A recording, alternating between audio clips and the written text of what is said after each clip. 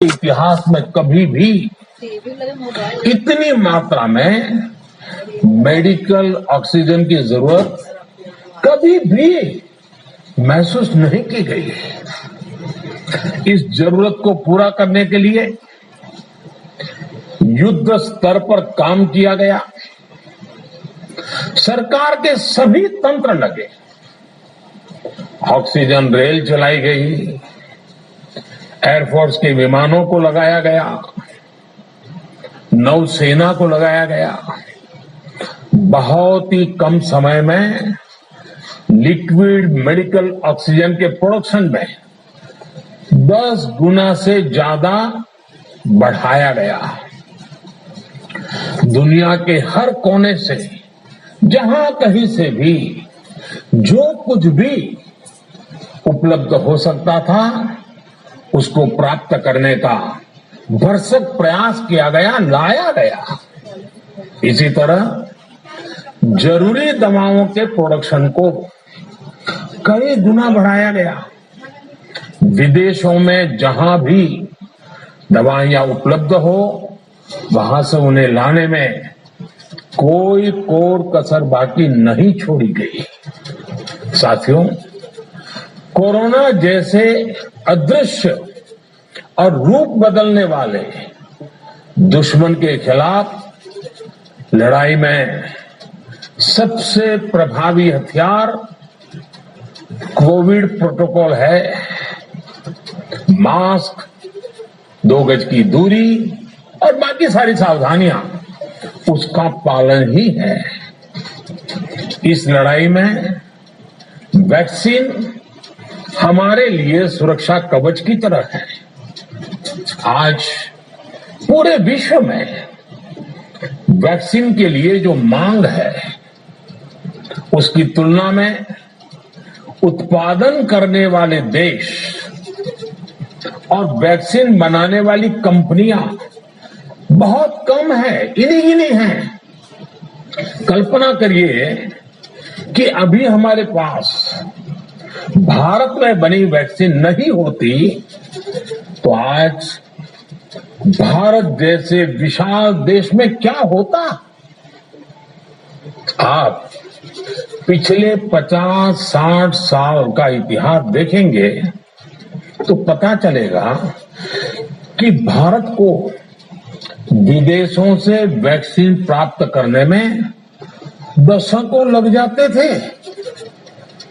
विदेशों में वैक्सीन का काम पूरा हो जाता था, तब भी हमारे देश में वैक्सीनेशन का काम शुरू भी नहीं हो पाता था। पोलियो की वैक्सीन हो, स्मॉल पॉक्स या गांव में हम उसको चेचक कहते हैं, चेचक की वैक्सीन हो, हेपेटाइटिस बी की वैक्सीन हो, इनके लिए देशवासियों ने दशकों तक इंतजार किया था। जब 2014 में देशवासियों ने हमें सेवा का अवसर दिया, तो भारत में वैक्सीनेशन का कवरेज 2014 में भारत में वैक्सीनेशन का कवरेज सिर्फ 60% के आसपास था, 60% के आसपास था। और हमारी दृष्टि में ये बहुत चिंता की बात थी। जिस रफ्तार से भारत का टीकाकरण कार्यक्रम चल रहा था, उस रफ्तार से देश को 100% टीकाकरण कवरेज का लक्ष्य हासिल करने में करीब 40 साल लग जाते हैं। हमने इस समस्या के समाधान के लिए मिशन इंद्रधनुष को लॉन्च किया। हमने तय किया कि मिशन इंद्रधनुष के माध्यम से युद्ध स्तर पर वैक्सीनेशन किया जाएगा और देश में जिसको भी वैक्सीनेशन की जरूरत है, उसे वैक्सीन देने का प्रयास होगा। हमने मिशन मोड में काम किया और सिर्फ 5-6 साल में ही वैक्सीनेशन कवरेज 60% से बढ़कर 90% से भी ज्यादा हो गई। 60 से 90, यानी हमने वैक्सीनेशन की स्पीड भी बढ़ाई और दायरा भी बढ़ाया। हमने बच्चों को कई जानलेवा बीमारियों से बचाने के लिए कई नए टीकों का भी भारत के टीकाकरण अभियान का हिस्सा बना दिया। हमने इसलिए किया क्योंकि हमें हमारे देश के बच्चों की चिंता थी, गरीब की चिंता थी, गरीब के उन बच्चों की चिंता थी जिन्हें कभी टीका लग ही नहीं पाता था। हम 100% टीकाकरण कवरेज की तरफ बढ़ रहे थे कि कोरोना वायरस ने हमें घेर लिया। देश ही नहीं, दुनिया के सामने फिर पुरानी आशंकाएं घिरने लगी कि अब भारत कैसे इतनी बड़ी आबादी को बचा पाएगा। लेकिन साथियों, जब नीयत साफ होती है, नीति स्पष्ट होती है, निरंतर परिश्रम होता है, तो नतीजे भी मिलते हैं। हर आशंका को दरकिनार करके भारत ने 1 साल के भीतर ही एक नहीं बल्कि 2 made in India vaccine launch कर दी। हमारे देश ने, देश के वैज्ञानिकों ने ये दिखा दिया कि भारत बड़े बड़े देशों से पीछे नहीं है।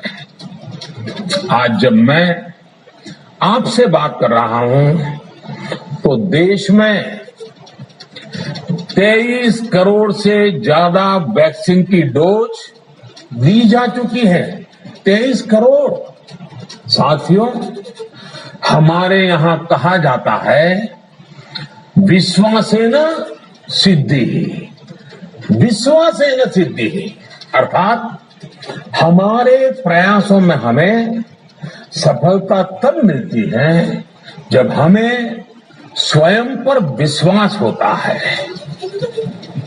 हमें पूरा विश्वास था कि हमारे वैज्ञानिक बहुत ही कम समय में वैक्सीन बनाने में सफलता हासिल कर लेंगे। इसी विश्वास के चलते जब हमारे वैज्ञानिक अपना रिसर्च वर्क कर ही रहे थे, तभी हमने लॉजिस्टिक्स और दूसरी तैयारियां शुरू कर दी थी। आप सब भली भांति जानते हैं कि पिछले साल, यानी 1 साल पहले, पिछले साल अप्रैल में जब कोरोना के कुछ ही हजार केस थे, उसी समय वैक्सीन टास्क फोर्स का गठन कर दिया गया था। भारत के लिए वैक्सीन बनाने वाली कंपनियों को सरकार ने हर तरह से सपोर्ट किया। वैक्सीन निर्माताओं को क्लिनिकल ट्रायल में मदद की गई, रिसर्च और डेवलपमेंट के लिए जरूरी फंड दिया गया। हर स्तर पर सरकार उनके साथ कंधे से कंधा मिलाकर चली। आत्मनिर्भर भारत पैकेज के तहत मिशन कोविड सुरक्षा के माध्यम से भी उन्हें हजारों करोड़ रुपए उपलब्ध कराए गए। पिछले काफी समय से देश लगातार जो प्रयास और परिश्रम कर रहा है, उससे आने वाले दिनों में वैक्सीन की सप्लाई और भी ज्यादा बढ़ने वाली है। आज देश में 7 कंपनियां विभिन्न प्रकार की वैक्सीन का प्रोडक्शन कर रही है। 3 और वैक्सीन का ट्रायल भी एडवांस स्टेज पे चल रहा है।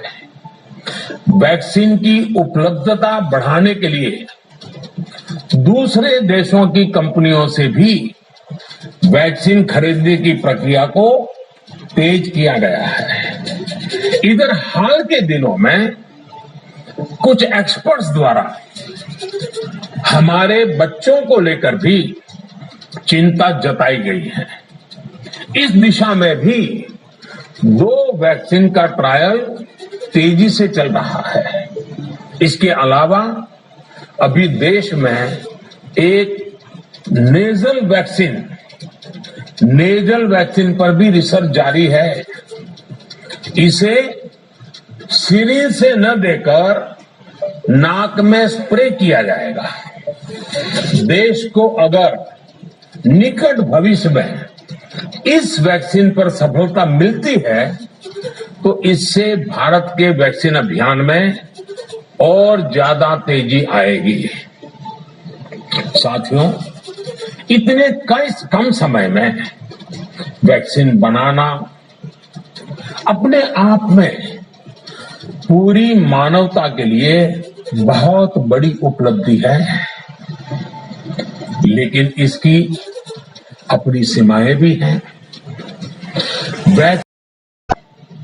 और ज्यादातर समृद्ध देशों में ही शुरू हुआ। WHO ने वैक्सीनेशन को लेकर गाइडलाइंस दी। वैज्ञानिकों ने वैक्सीनेशन की रूपरेखा रखी और भारत ने भी जो अन्य देशों की बेस्ट प्रैक्टिसेस थी, विश्व स्वास्थ्य संगठन WHO के मानक थे, उसी आधार पर चरणबद्ध तरीके से वैक्सीनेशन करना तय किया। केंद्र सरकार ने मुख्यमंत्रियों के साथ हुई अनेकों बैठकों से जो सुझाव मिले, संसद के विभिन्न दलों के साथियों द्वारा जो सुझाव मिले, उसका भी पूरा ध्यान रखा। इसके बाद ही ये तय हुआ कि जिन्हें कोरोना से ज्यादा खतरा है उन्हें प्राथमिकता दी जाएगी। इसलिए ही हेल्थ वर्कर्स, फ्रंटलाइन वर्कर्स, 60 वर्ष की आयु से ज्यादा के नागरिक, बीमारियों से ग्रसित 45 वर्ष से ज्यादा आयु के नागरिक, इन सभी को वैक्सीन पहले लगनी शुरू हुई। आप कल्पना कर सकते हैं कि अगर कोरोना की दूसरी वेव से पहले हमारे फ्रंटलाइन वर्कर्स को वैक्सीन नहीं लगी होती तो क्या होता? सोचिए, हमारे डॉक्टर्स, नर्सिंग स्टाफ को वैक्सीन ना लगी तो क्या होता? अस्पतालों में सफाई करने वाले हमारे भाई बहनों को, एम्बुलेंस के हमारे ड्राइवर्स भाई बहनों को वैक्सीन ना लगी होती तो क्या होता? ज्यादा से ज्यादा हेल्थ वर्कर्स को वैक्सीनेशन होने की वजह से ही वो निश्चिंत होकर दूसरों की सेवा में लग पाए, लाखों देशवासियों का जीवन बचा पाए। लेकिन देश में कम होते कोरोना के मामलों के बीच केंद्र सरकार के सामने अलग अलग सुझाव भी आने लगे, भिन्न भिन्न मांगे होने लगी, पूछा जाने लगा, सब कुछ भारत सरकार ही क्यों तय कर रही है? राज्य सरकारों को छूट क्यों नहीं दी जा रही है? राज्य सरकारों को लॉकडाउन की छूट क्यों नहीं मिल रही है? One size does not fit all जैसी बातें भी कही गई। दलील ये दी गई कि संविधान में चूंकि हेल्थ, आरोग्य प्रमुख रूप से राज्य का विषय है, इसलिए अच्छा है कि सब राज्य ही करें। इसलिए इस दिशा में एक शुरुआत की गई। भारत सरकार ने एक बृहद गाइडलाइन बनाकर राज्यों को दी ताकि राज्य अपनी आवश्यकता और सुविधा के अनुसार काम कर सके। स्थानीय स्तर पर कोरोना कर्फ्यू लगाना हो, माइक्रो कंटेनमेंट जोन बनाना हो, इलाज से जुड़ी व्यवस्थाएं हो, भारत सरकार ने राज्यों की इन मांगों को स्वीकार किया। साथियों, इस साल 16 जनवरी से शुरू होकर अप्रैल महीने के अंत तक भारत का वैक्सीनेशन कार्यक्रम मुख्यतः केंद्र सरकार की देखरेख में ही चला। सभी को मुफ्त वैक्सीन लगाने के मार्ग पर देश आगे बढ़ रहा था। देश के नागरिक भी अनुशासन का पालन करते हुए अपनी बारी आने पर वैक्सीन लगवा रहे थे।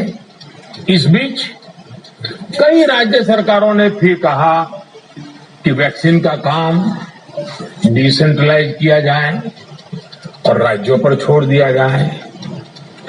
तरह तरह के स्वर उठे, जैसे कि वैक्सीनेशन के लिए एज ग्रुप क्यों बनाए गए। दूसरी तरफ किसी ने कहा कि उम्र की सीमा आखिर केंद्र सरकार ही क्यों तय करे। कुछ आवाजें तो ऐसी भी उठी कि बुजुर्गों का वैक्सीनेशन पहले क्यों हो रहा है। भांति भांति के दबाव भी बनाए गए। देश के मीडिया के एक वर्ग ने इसे कैंपेन के रूप में भी चलाया। साथियों, काफी चिंतन मनन के बाद इस बात पर सहमति बनी कि राज्य सरकारें अपनी तरफ से भी प्रयास करना चाहती हैं, तो भारत सरकार को क्यों इतराज हो और भारत सरकार इतराज क्यों करे। राज्यों की इस मांग को देखते हुए, उनके आग्रह को ध्यान में रखते हुए 16 जनवरी से जो व्यवस्था चली आ रही थी, उसमें प्रयोग के तौर पर एक बदलाव किया गया। हमने सोचा कि राज्य ये मांग कर रहे हैं, उनका उत्साह है, तो चलो भाई 25% का काम उन्हीं को सुपुर्द कर दिया जाए, उन्हीं को दे दिया जाए। स्वाभाविक है 1 मई से राज्यों को 25% काम उनके हवाले कर दिया गया। उसे पूरा करने के लिए उन्होंने अपने अपने तरीके से प्रयास भी किए। इतने बड़े काम में किस तरह की कठिनाइयां आती हैं, ये भी उनके ध्यान में आने लगा। उनको पता चला पूरी दुनिया में वैक्सीन की क्या स्थिति है, इसकी सच्चाई से भी राज्य परिचित हुए। और हमने देखा एक तरफ मई में सेकेंड वेव, दूसरी तरफ वैक्सीन के लिए लोगों का बढ़ता रुझान, और तीसरी तरफ राज्य सरकारों की कठिनाइयां। मई में 2 सप्ताह बीतते बीतते कुछ राज्य खुले मन से ये कहने लगे कि पहले वाली व्यवस्था ही अच्छी थी। धीरे धीरे इसमें कई राज्य सरकारें जुड़ती चली गई। वैक्सीन का काम राज्यों पर छोड़ा जाए। जो इसकी वकालत कर रहे थे, उनके विचार भी बदलने लगे। एक अच्छी बात रही कि समय रहते राज्य पुनर्विचार की मांग के साथ फिर आगे आए। राज्यों की इस मांग पर हमने भी सोचा कि देशवासियों को तकलीफ ना हो, सुचारू रूप से उनका वैक्सीनेशन हो। इसके लिए 1 मई के पहले वाली, यानी 1 मई के पहले 16 जनवरी से अप्रैल अंत तक जो व्यवस्था थी, पहले वाली पुरानी व्यवस्था को फिर से लागू किया जाए। साथियों, आज ये निर्णय लिया गया है कि राज्यों के पास वैक्सीनेशन से जुड़ा जो 25% काम था, उसकी जिम्मेदारी भी भारत सरकार उठाएगी। ये व्यवस्था आने वाले 2 सप्ताह में लागू की जाएगी।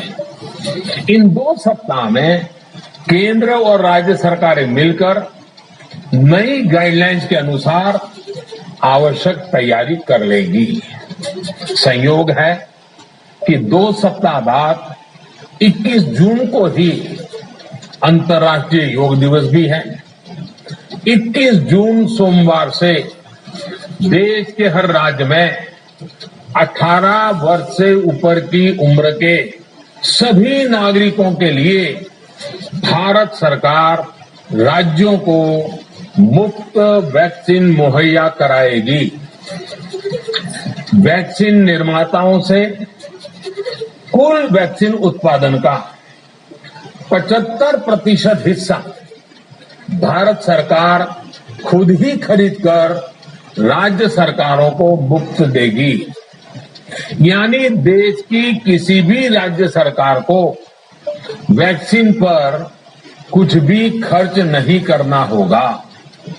अब तक देश के करोड़ों लोगों को मुफ्त वैक्सीन मिली है। अब 18 वर्ष की आयु के लोग भी इसमें जुड़ जाएंगे। सभी देशवासियों के लिए भारत सरकार ही मुफ्त वैक्सीन उपलब्ध करवाएगी। गरीब हो, निम्न मध्यम वर्ग हो या फिर उच्च वर्ग, भारत सरकार के अभियान में मुफ्त वैक्सीन ही लगाई जाएगी। हाँ, जो व्यक्ति मुफ्त में वैक्सीन नहीं लगवाना चाहते, प्राइवेट अस्पताल में वैक्सीन लगवाना चाहते हैं, उनका भी ध्यान रखा गया है।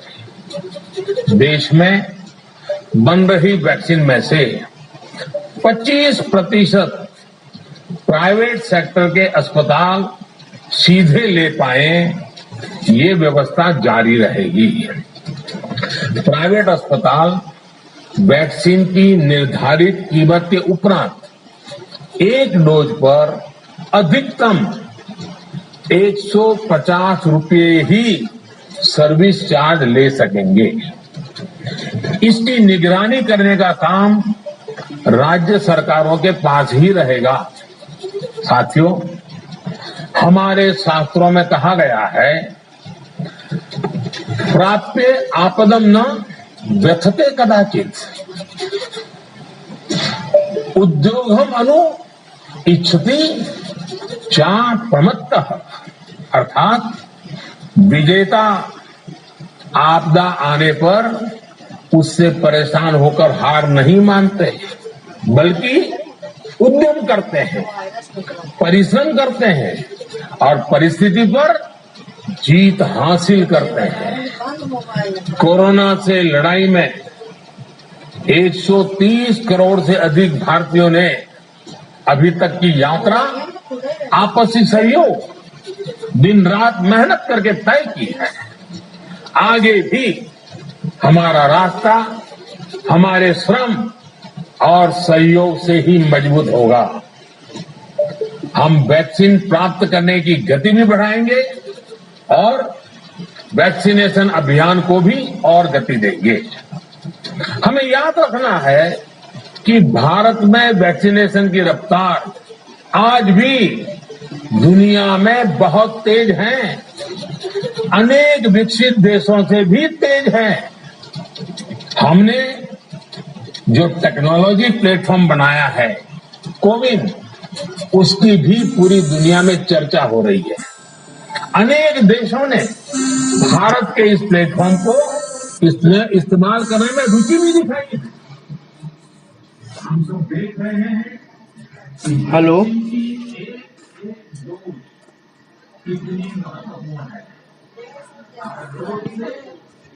एक जिंदगी जुड़ी हुई है। केंद्र सरकार ने ये व्यवस्था भी बनाई है